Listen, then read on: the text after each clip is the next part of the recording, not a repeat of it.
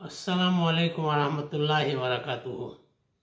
Innal hamdalillah nahmaduhu wa nasta'inuhu wa nastaghfiruhu wa na'udzu billahi min shururi anfusina wa min sayyiati a'malina may yahdihillahu fala mudilla lahu wa may yudlil fala hadiya lahu wa ashhadu an la ilaha illallah wahdahu la sharika lahu wa ashhadu anna muhammadan abduhu wa rasuluhu.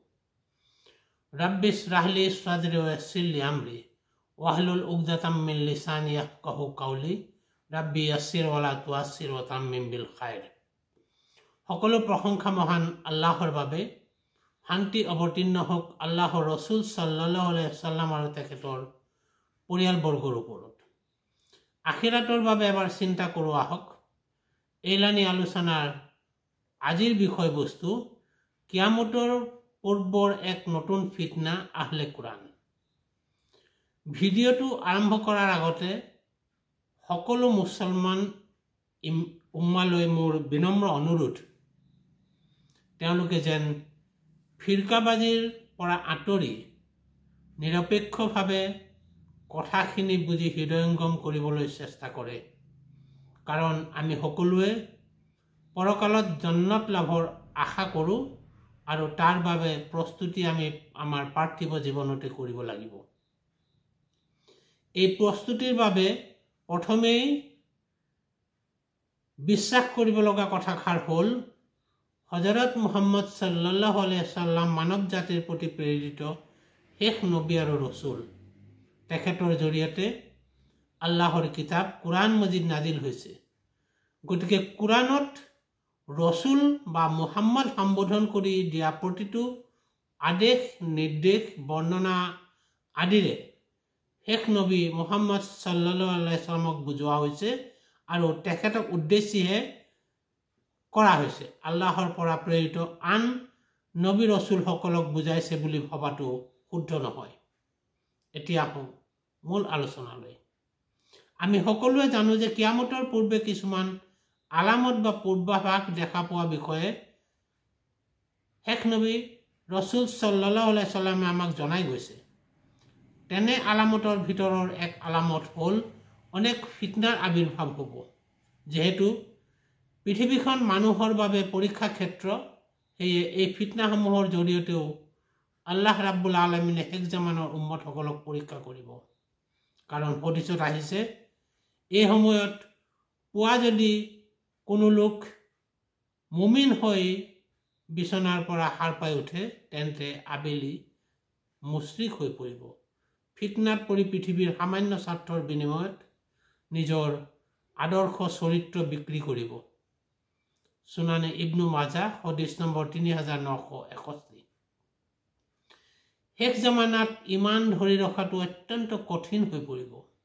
ইমান নাথাকিলে আখিৰাতৰ দিনা আমি সফল হ'ব নোৱাৰিম। ফলাফল জাহান্নাম। দুনিয়াৰ খন্তেকীয়া জীৱন পায়ো সেয়া কামত লগাব নোৱাৰি পৰকালৰ চিৰস্থায়ী জীৱন জাহান্নামত কটাব লগাতকৈ দুৰ্ভাগ্যৰ কথা আৰু একো হ'ব নোৱাৰে। সেয়ে পাৰ্থিৱ জীৱনৰ কালছোৱাত আমি মহান আল্লাহ আৰু ৰসুল সাল্লাল্লাহু আলাইহি ওয়াসাল্লামৰ নিৰ্দেশ মানি চলিব পাৰিলে পৰকালৰ জীৱন সুখৰ হ'ব ইনশাআল্লাহ। কিন্তু আমাৰ চিৰশত্ৰু ইবলিছ শয়তানে এই কামত ব্যাঘাত জন্মাবলৈ অহৰহ চেষ্টা কৰি আছে, খাপ পিটি ৰৈ আছে। শয়তানৰ পৰা বাচিবলৈ হ'লে আমি নিজে সজাগ সচেতন হোৱাৰ উপৰি প্ৰতিটো পদক্ষেপতে আল্লাহৰ ওচৰত শয়তানৰ পৰা আশ্ৰয় প্ৰাৰ্থনা কৰিব লাগিব। মহান আল্লাহ আৰু ৰসুল সাল্লাল্লাহু আলাইহি ওয়াসাল্লামৰ নিৰ্দেশ মানি চলাৰ পৰা আমাক আঁতৰাবলৈ শয়তানে কৰা এক প্ৰচেষ্টা হ'ল ৰসুল সাল্লাল্লাহু আলাইহি ওয়াসাল্লামক অনুসৰণ কৰাৰ পৰা বিৰত ৰখা। আল্লাহ ৰাব্বুল আলামিনে কোৰআন মজিদত বাৰে বাৰে আল্লাহ আৰু ৰসুল সাল্লাল্লাহু আলাইহি ওয়াসাল্লামক অনুসৰণ কৰিবলৈ বা মানি চলিবলৈ কৈছে। ৰসুল সাল্লাল্লাহু আলাইহি ওয়াসাল্লামক মানিবলৈ হ'লে তেখেতে কৈ যোৱা ও সহি হাদিছত বৰ্ণিত সুন্নাহসমূহ আমি মানিব লাগিব। আন অৰ্থত হাদিছ মানিব লাগিব। ইয়াৰ পৰা আঁতৰাব পাৰিলে আল্লাহৰ নিৰ্দেশ অমান্য কৰা হ'ব আৰু শয়তান তাৰ প্ৰচেষ্টাত পুৰাদমে সফল হ'ব। শয়তানৰ এই আক্ৰমণৰ পৰা ৰক্ষা পাবলৈকে ৰসুল সাল্লাল্লাহু আলাইহি ওয়াসাল্লামে তেখেতৰ উম্মতক সাৱধান বাণী শুনাই সুনানি আবু দাউদৰ 4605 নম্বৰ হদিছত কৈছে, অতি সোনকালে তোমালোকৰ মাজৰ কোনোৱে নিজৰ কুশনযুক্ত আসনত হেলান দি বহি থকা অৱস্থাত তেওঁক ৰসুল সাল্লাল্লাহু আলাইহি ওয়াসাল্লামৰ নিৰ্ধাৰিত কৰ্তব্য বা নিষেধাজ্ঞাৰ বিষয়ে ক'লে তেওঁ ক'ব, মই সেই বিষয়ত অৱগত নহয়, আল্লাহৰ কিতাপত যি পাওঁ সেয়াহে মানি চলিম। একে গ্ৰন্থৰ 4604 নম্বৰ হদিছত ৰসুল সাল্লাল্লাহু আলাইহি ওয়াসাল্লামে কৈছে, জানি ৰাখা মোক কিতাপ আৰু অনুৰূপ কিছু দিয়া হৈছে। এনে সময় আহিব যেতিয়া কোনো প্ৰাচুৰ্যৱান ব্যক্তি তেওঁৰ আসনত আৰামেৰে বহি ক'ব, তোমালোকে মাথো কোৰাণকে গ্ৰহণ কৰা, তাত যি হালাল পাবা সেয়া হালাল আৰু যি হাৰাম পাবা সেয়া হাৰাম বুলি মানিবা, অথচ আল্লাহৰ ৰসুল সাল্লাল্লাহু আলাইহি ওয়াসাল্লামে যি হাৰাম কৰিছে সেয়া আল্লাহৰ পৰাও হাৰাম কৰাৰে অনুৰূপ। এই দুইটা হদিছৰ পৰা এটা কথাই প্ৰতীয়মান হয় যে ৰসুল সাল্লাল্লাহু আলাইহি ওয়াসাল্লামৰ সময়ৰ প্ৰায় 1300 বছৰ পিছত আবিৰ্ভাৱ হোৱা হদিছ অস্বীকাৰকাৰীসকলৰ বিষয়ে ৰসুল সাল্লাল্লাহু আলাইহি ওয়াসাল্লামে তেখেতৰ জীৱিত কালতে সতৰ্কবাণী শুনাই গৈছে। উক্ত হদিছে এই কথাও প্ৰতীয়মান কৰে যে ভৱিষ্যতৰ জ্ঞান নথকা ৰসুল সাল্লাল্লাহু আলাইহি ওয়াসাল্লামক ভৱিষ্যতৰ বিষয়ে মহান আল্লাহে ওহীৰ জৰিয়তে জনাই দিছে, যি কথা কোৰাণ মজিদৰ সূৰা নজমৰ 3 আৰু 4 নম্বৰ আয়াতত এনেদৰে উল্লেখ আছে, ৰসুলে ইচ্ছামতে একো নকয়, কেৱল মাত্ৰ সিমানেই কয় যিমানখিনি তেওঁৰ ওচৰত ওহী হিচাপে আহে। ৰসুল সাল্লাল্লাহু আলাইহি ওয়াসাল্লামৰ উক্ত সতৰ্কবাণীৰ সমৰ্থনত আল্লাহৰ তৰফৰ পৰা ইয়াতকৈ স্পষ্ট আৰু কিবা প্ৰয়োজন আছেনে? হদিছ নামানি মাথো কোৰাণ মনাসকলে আল্লাহৰ এই খাৰ মানি নোলোৱাৰ ৰহস্য কি? হদিছ যে আল্লাহৰ ওহী সেয়া বিজ্ঞানৰ দ্বাৰাও প্ৰমাণিত। সহিহ মুছলিমৰ 1007 নম্বৰ হদিছত উল্লেখ আছে, আদম আলাইহিস সালামক 360টা জোৰাৰে সৃষ্টি কৰিছিল আল্লাহ। আধুনিক বৈজ্ঞানিক গৱেষণাত এয়া সত্য প্ৰমাণিত হৈছে যে মানুহৰ শৰীৰত 360টা জোৰা আছে। অতীতত শৰীৰ বিজ্ঞান সম্পৰ্কে মানুহৰ হাতত বিশদ কোনো তথ্য নথকা স্বত্বেও বিজ্ঞানে প্ৰমাণ কৰা উক্ত তথ্য ৰসুল সাল্লাল্লাহু আলাইহি ওয়াসাল্লামে সত্যভাৱে জনাটোৱে প্ৰমাণ কৰে যে হদিছ আল্লাহৰ পক্ষৰ পৰা অহা ওহী বাদে আন একো নহয়। একেদৰে সহিহ বুখাৰীৰ 3320 আৰু 5782 নম্বৰ হদিছত উল্লেখ আছে, মাখিৰ এটা পাখিত ৰোগ আৰু আনটো পাখিত আৰোগ্য আছে।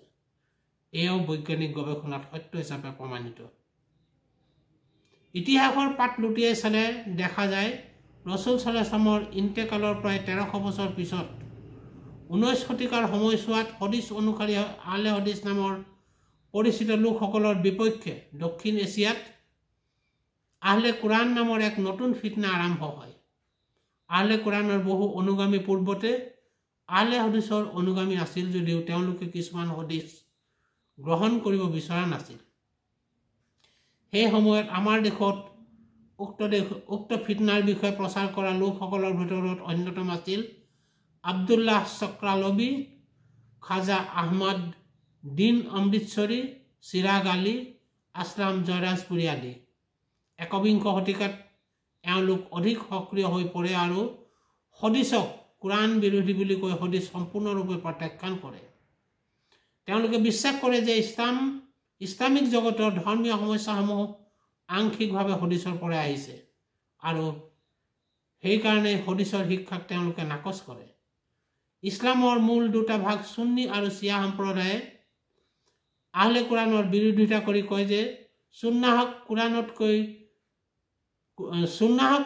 প্ৰয়োজনতকৈ কোৰাণক সুন্নাহৰ প্ৰয়োজন বেছি, কাৰণ হদিছ অবিহনে সঠিক পদ্ধতিত ইছলাম পালন কৰিব নোৱাৰি। বৰ্তমান সময়ত আহলে কোৰাণ মহাফিতনাৰ উত্তৰ হ'ল সূৰা নাহলৰ 44 নম্বৰ আয়াত। এই আয়াত ভালদৰে মনত ৰখা দৰকাৰ, নহ'লে মহাফিতনাত পৰাৰ প্ৰবল সম্ভাৱনা আছে। বৰ্তমান বহু শিক্ষিত জ্ঞানী লোক ইতিমধ্যে এই ফিতনাৰ কবলত পৰি ইমান হেৰুৱাই পেলাইছে। তেওঁলোকৰ মতে মাথো কোৰাণ মানিলেই হ'ল, হদিছ মনাৰ প্ৰয়োজন নাই। নবী সাল্লাল্লাহু আলাইহি ওয়াসাল্লামৰ হদিছ মানা জৰুৰী নহয়, কাৰণ কোৰাণেই হদিছ। গতিকে কোৰাণ মানিলেই কোৰাণো মনা হ'ব আৰু হদিছো মনা হ'ব। এওঁলোকৰ এনে ধাৰণাই ইছলামৰ বিকৃত ৰূপত প্ৰতিষ্ঠা কৰিছে। ৰসুল সাল্লাল্লাহু হদিছক আঁতৰাই মাথো কোৰাণ মনাৰ কথা কোৱাটো বিকৃত ইছলাম, যি ইছলাম নবী সাল্লাল্লাহু আলাইহি ওয়াসাল্লামে আমাক দি যোৱা নাই। এনে বিকৃত ইছলামৰ জন্ম দি হাজাৰ হাজাৰ মানুহক ইমানহীন কৰি পেলোৱা হৈছে।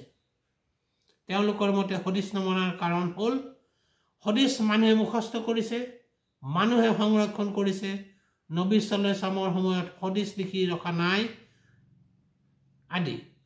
হদিছসমূহ ইমাম বুখাৰী, ইমাম মুছলিম আদিয়ে বহু বছৰ পিছত লিখিছে। সেয়ে হদিছ বিকৃত হৈছে। ইয়াৰ ভিতৰত জাল হদিছ আছে, জয়ীফ হদিছ আছে। সেইকাৰণে হদিছ মনাৰ প্ৰয়োজন নাই। মহান আল্লাহৰ বাণী কোৰাণ মজিদ বিশুদ্ধ হৈ আছে। নবী সাল্লাল্লাহু আলাইহি ওয়াসাল্লামৰ পিছতে সংকলিত হৈছে।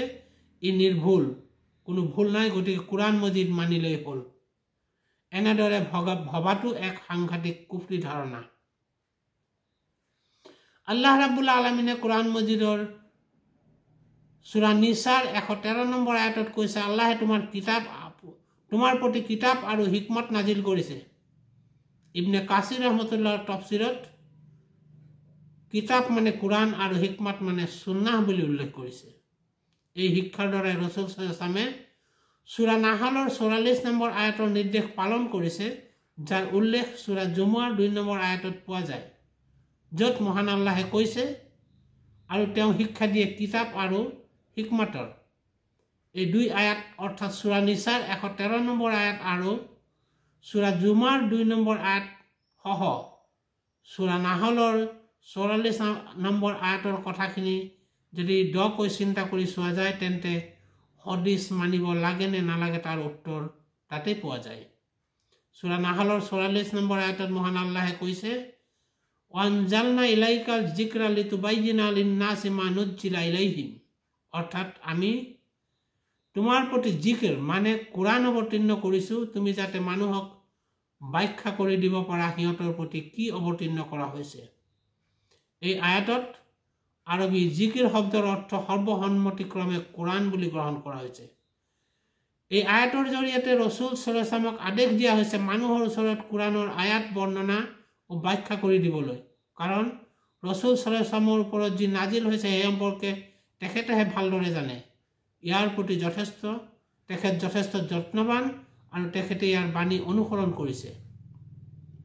সেয়ে কোৰাণ মজিদত যি সংক্ষিপ্ত হিচাপে আছে সেয়া উম্মতৰ ওচৰত আল্লাহৰ পৰা লাভ কৰা জ্ঞানৰ সহায়েৰে বিস্তাৰিতভাৱে বৰ্ণনা কৰাৰ আদেশ দিছে, যাতে তেওঁলোকে দেখি শুনি চিন্তা চৰ্চা কৰি হিদায়ত গ্ৰহণ কৰিব পাৰে আৰু দুনিয়া তথা আখিৰাতত সফলতা লাভ কৰিব পাৰে। গতিকে মহান আল্লাহৰ ক্ষমতাপ্ৰাপ্ত কোৰাণৰ ব্যাখ্যাকাৰী একমাত্ৰ ৰসুল সাল্লাল্লাহু আলাইহি ওয়াসাল্লামৰ বাদে আন কোনো নহয় বা হ'বও নোৱাৰে। সূৰা নাহলৰ 44 নম্বৰ আয়াতৰ জৰিয়তে মহান আল্লাহ একমাত্ৰ ৰসুল সাল্লাল্লাহু আলাইহি ওয়াসাল্লামকে কোৰাণৰ ব্যাখ্যাকাৰী হিচাপে নিযুক্ত কৰি দিছে। গতিকে কোৰাণুল কৰিম হ'ল সংক্ষিপ্ত আৰু হদিছ হ'ল বিস্তৃত, অৰ্থাৎ কোৰাণুল কৰিমৰ ব্যাখ্যা। হদিছ বা কোৰাণৰ ব্যাখ্যা অস্বীকাৰ কৰি কোনো লোকে কেতিয়াও কোৰাণ মানিব নোৱাৰে বা মানা বুলি দাবীও কৰিব নোৱাৰে। আল্লাহ ৰাব্বুল আলামিনে কোৰাণত কৈছে আকিমুছ সালাত কায়েম কৰা, কিন্তু কোৰাণ মজিদত সালাত কায়েম কৰাৰ কোনো পদ্ধতি উল্লেখ নাই।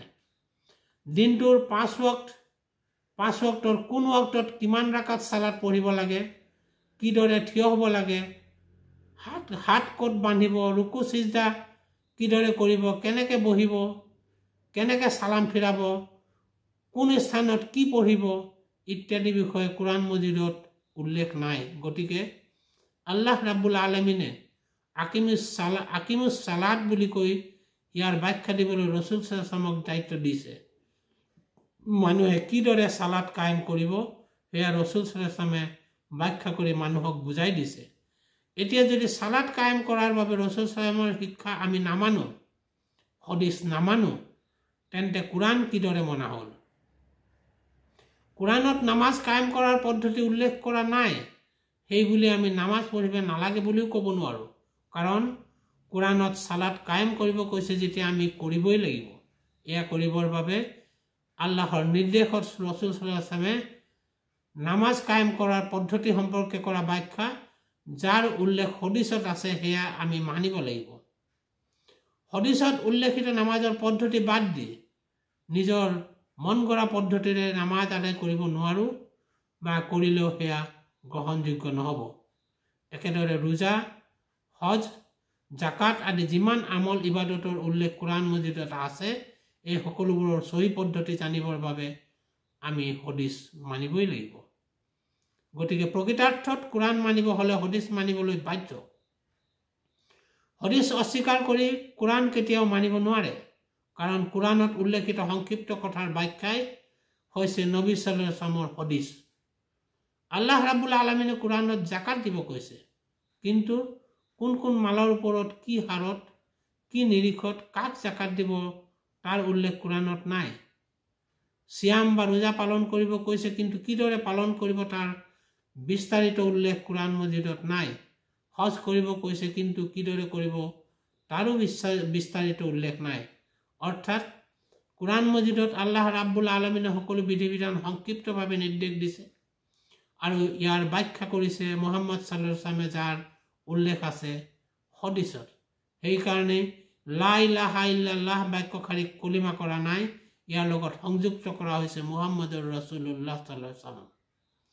মুহাম্মদুৰ ৰাসূলুল্লাহ সাল্লাম বাদ দি কলিমা নহয় আৰু ইমানো নাথাকে, কাৰণ লা ইলাহা ইল্লাল্লাহ মানে আল্লাহ বাদে কোনো উপাস্য নাই আৰু মুহাম্মদুৰ ৰাসূলুল্লাহ মানে মুহাম্মদ আল্লাহৰ ৰসূল।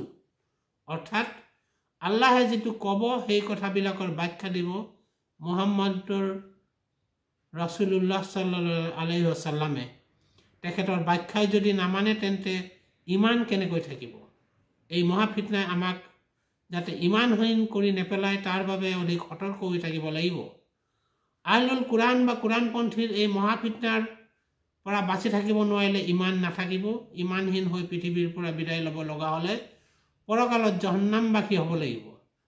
কোৰআনপন্থী লোকসকলৰ গোপন দাৱাতত বহু লোক ক'ব নোৱাৰাকৈ ভিতৰে ভিতৰে কোৰআনপন্থী হৈ গৈছে। তেওঁলোকৰ বহুতে নিজকে আহলে কোৰআন বা কোৰআনপন্থী বুলি নকয়, কিন্তু তেওঁলোকে কথা বতৰাত হাদিছৰ উল্লেখ নকৰে, মাথো কোৰআনৰ আয়াত কয়। বিশ্বৰ বহুতো বিখ্যাত বক্তা, পণ্ডিত আদিৰ অসংখ্য অনুসাৰী আছে। তেওঁলোকৰ বক্তৃতাত বহু লোক ভুল যায়। তেওঁলোকৰ কথাই কথাই কোৰআনৰ আয়াত কয়, ৰাসূল সাল্লাল্লাহু আলাইহি ওয়াসাল্লামৰ হাদিছ নকয়। এনে লোকসকলৰ বক্তব্য শুনাৰ পাছত তাত যদি কোনো হাদিছৰ উল্লেখ নাথাকে তেন্তে বুজিব লাগিব সেই বক্তাজন কোৰআনপন্থী। সূৰা আহজাবৰ 21 নম্বৰ আয়াতত আল্লাহ ৰাব্বুল আলামিনে কৈছে, ৰাসূল সাল্লাল্লাহু আলাইহি ওয়াসাল্লাম উত্তম আদৰ্শৱান ব্যক্তি। সেই ৰাসূল সাল্লাল্লাহু আলাইহি ওয়াসাল্লামে যেতিয়া খুতবা দিয়ে আৰম্ভণিতে তেখেতে কোৰআনৰ 4টা আয়াত কয়। প্ৰথমে সূৰা আল ইমৰানৰ 102 নম্বৰ আয়াত ইয়া আইয়ুহাল্লাযিনা আমানুত্তাকুল্লাহা হাক্কা তুকাতিহি ওয়া লা তামুতুন্না ইল্লা ওয়া আনতুম মুসলিমুন। ইয়াৰ পিছত সূৰা নিসাৰ 1 নম্বৰ আয়াত ইয়া আইয়ুহান নাসুত্তাকুল রাব্বাকুমুল্লাযী খালাকাকুম মিন নাফসি ওয়াহিদাতান ওয়া খালাকা মিনহা যাওজাহা ওয়া বাসসা মিনহুমা রিজালান কাসীরান ওয়া নিসাআন ওয়াত্তাকুল্লাহাল্লাযী তাসাআলুনা বিহি ওয়াল আরহামা ইন্নাল্লাহা কানা আলাইকুম রাকিবা। তার পিছত সূরা আযহাবৰ 70 নম্বৰ আয়াত ইয়া আইয়ুহাল্লাযিনা আমানুত্তাকুল্লাহা ওয়া কুলু কাওলান সাদীদা। আৰু শেষত সূৰা আহজাবৰ 71 নম্বৰ আয়াত ইউসলিহ লাকুম ওয়া আমালাকুম ওয়া ইয়াগফির লাকুম যুনুবাকুম ওয়া মান ইউতিল্লাহা ওয়া রাসূলুহু ফাকাদ ফাজা ফাওজান আজিমা। এই 4টা আয়াতৰ পিছত নবী সাল্লাল্লাহু আলাইহি ওয়াসাল্লামে হাদিছ কৈছিল, আম্মা বাদ ফাইন্না খাইরাল হাদি কিতাবুল্লাহ ওয়া খাইরাল হাদি হাদি মুহাম্মাদুর রাসূলুল্লাহ আলাইহি ওয়াসাল্লাম ওয়া শাররাল উমুরি মুহদাসাতুহা ওয়া কুল্লু মুহদাসাতুন বিদআ ওয়া কুল্লু বিদআতিন দালালা ওয়া কুল্লু দালালাতিন ফিন্নার। এই পদ্ধতি অনুসৰণ কৰি সাহাবা ইকৰাম সকলেও বক্তৃতাৰ আৰম্ভণিতে প্ৰথমে আয়াত আৰু পিছত হাদিছ কৈছিল। গতিকে কোনোৱে আয়াত নকৈ নবী সাল্লাল্লাহু আলাইহি ওয়াসাল্লামৰ হাদিছ নকলে বুজিব লাগিব।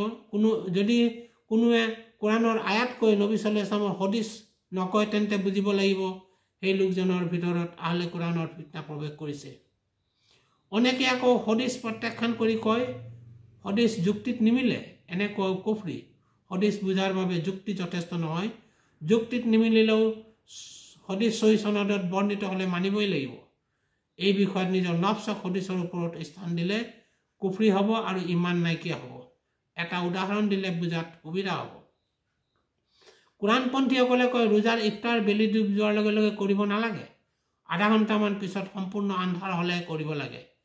ইয়াৰ দলিল হিচাপে তেওঁলোকে কয় আল্লাহ ৰাব্বুল আলামিনে কোৰাণ মজিদত কৈছে সুম্মা আতিমু সিয়ামা ইলাল লাইল, সূৰা বাকাৰা আয়াত নম্বৰ 187, অৰ্থাৎ তোমালোকে সিয়াম পৰিপূৰ্ণ কৰা নিশাৰ আগমন পৰ্যন্ত। যেহেতু সূৰ্য ডুব যোৱাৰ লগে লগে নিশা নহয়, সেয়ে আধা ঘণ্টামান পিছত ৰাতি হ'লেহে ইফতাৰ কৰিব লাগে। সূৰ্য ডুবৰ লগে লগে ইফতাৰ কৰিলে সিয়াম নহ'ব। কোনোৱে যদি এই ফটোৱা দিয়ে তেন্তে বুজিব লাগিব লোকজন আহলে কোৰাণৰ ফিতনাত পৰিছে। উক্ত আয়াতত উল্লেখিত ইলাল লাইল শব্দৰ ব্যাখ্যা আমি মানিব লাগিব ৰসুল সাল্লাল্লাহু আলাইহি ওয়াসাল্লামে দিয়া ব্যাখ্যাৰ পৰা। ইয়াৰ ব্যাখ্যা নিজে কৰিব নোৱাৰো, কৰিলেও নহ'ব বা আনৰ ব্যাখ্যা ল'লেও নহ'ব। ৰসুল সাল্লাল্লাহু আলাইহি ওয়াসাল্লাম আৰু তেখেতৰ সাহাবাসকলে সূৰ্য ডুব যোৱাৰ লগে লগে ইফতাৰ কৰিছিল। এয়া ৰসুল সাল্লাল্লাহু আলাইহি ওয়াসাল্লামৰ ব্যাখ্যা আৰু সহি হদিছতো বৰ্ণিত। গতিকে আমিও সেয়ে ব্যাখ্যা মানি সূৰ্য ডুব যোৱাৰ লগে লগে ইফতাৰ কৰিব লাগিব। সূৰ্য ডুব যোৱাৰ আধা ঘণ্টামান পিছত ৰাতি হ'লে ইফতাৰ কৰিব লাগে বুলি কোৱাটো এক ভ্ৰান্ত ব্যাখ্যা। সহি বুখাৰী গ্ৰন্থৰ 1955 নম্বৰ হদিছত আব্দুল্লাহ ইবনু আবু আউফা ৰাদিয়াল্লাহু আনহু কৈছে, আব্দুল্লাহ ইবনু আবু আউফা ৰাদিয়াল্লাহু আনহু কৈছে তেওঁ এবাৰ সিয়াম অৱস্থাত ৰসুল সাল্লাল্লাহু আলাইহি ওয়াসাল্লামৰ লগত ভ্ৰমণৰত অৱস্থাত থাকোঁতে সূৰ্য ডুব যোৱাৰ লগে লগে ৰসুল সাল্লাল্লাহু আলাইহি ওয়াসাল্লামৰ দলৰ এজনক চাটু গুলি আনিব কৈছিল। লোকজনে তেতিয়া ৰসুল সাল্লাল্লাহু আলাইহি ওয়াসাল্লামক কৈছিল ৰাতি হ'লে ভাল আছিল। ৰসুল সাল্লাল্লাহু আলাইহি ওয়াসাল্লামে আকৌ ক'লে যোৱা মোৰ বাবে চাটু গুলি আনা। লোকজনে আকৌ ক'লে হে আল্লাহৰ ৰসুল ৰাতি হ'লে ভাল আছিল। ৰসুল সাল্লাল্লাহু আলাইহি ওয়াসাল্লামে আকৌ ক'লে যোৱা মোৰ বাবে চাটু গুলি আনা। লোকজনে ক'লে দিন এতিয়াও বাকী আছে। ৰসুল সাল্লাল্লাহু আলাইহি ওয়াসাল্লামে তেওঁক আকৌ চাটু গুলি আনিব কোৱাত লোকজনে নামি গৈ চাটু গুলি আনে। ৰসুল সাল্লাল্লাহু আলাইহি ওয়াসাল্লামে সেয়া পান কৰে আৰু ক'লে যেতিয়া তোমালোকে দেখিবা ৰাতিৰ আগমন হৈছে তেতিয়া সিয়াম পালনকাৰীয়ে ইফতাৰ কৰিবা। ইয়াত দেখা যায় সূৰা বাকাৰাৰ 187 নম্বৰ আয়াতৰ ইফতাৰৰ নিৰ্দেশ ৰসুল সাল্লাল্লাহু আলাইহি ওয়াসাল্লামে যিদৰে কৰিছে সেয়া সহি বুখাৰীৰ 1954 পৰা 1958 নম্বৰ হদিছত উল্লেখ আছে। সূৰ্য ডুব যোৱাৰ লগে লগে ইফতাৰ কৰাটো কোৰাণৰ উল্লেখিত আয়াতৰ ৰসুল সাল্লাল্লাহু আলাইহি ওয়াসাল্লামে কৰা ব্যাখ্যা আৰু সহি সনদ বৰ্ণিত হদিছ। গতিকে আমি সেয়াই মানিবই লাগিব। সালাত সম্বন্ধে তেওঁলোকৰ এছামে কয় সালাত 4 ওয়াক্ত। কোৰাণত 5 ওয়াক্ত সালাতৰ কথা নাই। এছামে কয় পুৱা গধূলি অৰ্থাৎ ফজৰ আৰু মগৰিবৰ সালাত পঢ়িলেই হ'ল, আৰু আন এছামৰ মতে সালাত নপঢ়িলেও হ'ব, মাথো পুৱা গধূলি আল্লাহক ধ্যান কৰিব লাগে। সালাত পঢ়া সকলৰ পদ্ধতি ভিন্ন। কোৰাণৰ বিকৃত ব্যাখ্যা কৰি সেই পদ্ধতিত সালাত আদায় কৰে, সুন্নাহ অনুযায়ী আদায় নকৰে। সুন্নাহ অনুযায়ী সালাত আদায়কাৰীসকলৰ মূল পদ্ধতি সমগ্ৰ বিশ্বতে একে। ইয়াৰ পৰা এই কথা স্পষ্ট যে কোৰাণ মজিদৰ যিকোনো বিধানৰ ব্যাখ্যা নিজে কৰিব গ'লে ইছলাম বিকৃত হৈ পৰিব, এক হৈ নাথাকে। কাৰণ সকলো মানুহৰ চিন্তাধাৰা একে নহয়। গতিকে বিভিন্ন মানুহে কৰা ব্যাখ্যা কেতিয়াও একে হ'ব নোৱাৰে। আনহাতে কোৰাণ ব্যাখ্যা কৰাৰ ক্ষমতা আল্লাহ ৰাব্বুল আলামিন একমাত্ৰ ৰসুল সাল্লাল্লাহু আলাইহি ওয়াসাল্লামকে দিছে, আন কোনো মানুহক দিয়া নাই। ৰসুল সাল্লাল্লাহু আলাইহি ওয়াসাল্লামে আল্লাহৰ পৰা লাভ কৰা কোৰাণৰ জ্ঞান আৰু হিকমতৰ জৰিয়তে কোৰাণৰ ব্যাখ্যা কৰিছে। সেয়ে ৰসুল সাল্লাল্লাহু আলাইহি ওয়াসাল্লামৰ ব্যাখ্যা মানিলেহে ইছলাম এক হৈ থাকিব, কোনো পাৰ্থক্য নহ'ব, আৰু তেতিয়াহে প্ৰকৃতাৰ্থত ইছলাম মনা হ'ব, অন্যথা ইছলাম বিকৃত হৈ পৰিব। মহান আল্লাহে সূৰা হাছৰৰ 7 নম্বৰ আয়াতত কৈছে ৰসুলে তোমালোকক যি দিছে ইয়াক গ্ৰহণ কৰা আৰু যি নিষেধ কৰিছে তাৰ পৰা বিৰত থাকে। আল্লাহৰ এই বাণী মানিব হ'লেও আমি হাদিছ মানিব লাগিব, কাৰণ ৰসুল সাল্লাল্লাহু আলাইহি ওয়াসাল্লামে আমাক মানিব কোৱা আৰু নিষেধ কৰা বিষয়সমূহ হদিছতহে পোৱা যায়। ইছলামিক বিদ্বান এজন বিদগ্ধ স্কলাৰ তাকি উছমানী ৰহমতুল্লাহে তেখেতৰ দ্য অথৰিটি অফ সুন্নাহ গ্ৰন্থৰ 77 নম্বৰ পৃষ্ঠাত উল্লেখ কৰিছে মানুহে কোৰাণ মজিদৰ উপদেশমালাৰ পৰা তেতিয়াহে উপকৃত হ'ব যেতিয়া ৰাসূল সাল্লাল্লাহু আলাইহি ওয়াসাল্লামে কৰা কোৰাণৰ ব্যাখ্যা তথা হাদিছ অনুসৰণ কৰিব। গতিকে যদি কোৰাণক আল্লাহ হেফাজত কৰে আৰু ইয়াৰ ব্যাখ্যা ৰাসূল সাল্লাল্লাহু আলাইহি ওয়াসাল্লামৰ হাদিছক নকৰে তেনেহ'লে নিশ্চিতভাৱে অপব্যাখ্যাকাৰীসকলৰ হাতত কোৰাণ বিকৃত হ'ব আৰু পৰিৱৰ্তিত হৈ পৰিব। সেয়ে কোৰাণ বিকৃত নহ'বলৈ আল্লাহ ৰাব্বুল আলামিনে কোৰাণৰ লগতে কোৰাণৰ ব্যাখ্যা হাদিছকো হেফাজত কৰিছে। আশা কৰোঁ উপৰোক্ত আলোচনাৰ পৰা সন্মানিত দৰ্শকসকল নিশ্চিত হ'ব পাৰিছে যে ইছলাম মানিবলৈ হ'লে কোৰাণ আৰু হাদিছ উভয়কে মানিব লাগিব, এটা আনটোৰ পৰিপূৰক। গতিকে হাদিছ বাদ দিলে পৰিপূৰ্ণ ইছলামত দাখিল হ'ব নোৱাৰি। শেষ নবী মুহাম্মদ সাল্লাল্লাহু আলাইহি ওয়াসাল্লামে আমাক দুটা বস্তু দি যোৱা বুলি কৈছে, কোৰাণ মজিদ আৰু সহিহ হাদিছ, যি দুটা খামুচি ধৰি থাকিলে পথভ্ৰষ্ট নহয়। আল্লাহ ৰাব্বুল আলামিনে আমাক সকলোকে কোৰাণৰ আয়াতসমূহ শুদ্ধভাৱে জনাৰ, বুজাৰ আৰু আমল কৰাৰ তৌফিক দিয়ক। আমাৰ ইমান আৰু আকীদাক বিশুদ্ধ কৰাৰ তৌফিক দিয়ক। আমাক শিৰকমুক্ত তৌহিদি ইমান আৰু বিদাতমুক্ত সুন্নতি আমল কৰাৰ তৌফিক দিয়ক। আমাক সকলোকে লা ইলাহা ইল্লাল্লাহৰ ইলম অৰ্জন কৰাৰ তৌফিক দিয়ক। আমিন। ওয়া আখিৰু দাওয়ানা আনিল হামদুলিল্লাহি ৰাব্বিল আলামিন।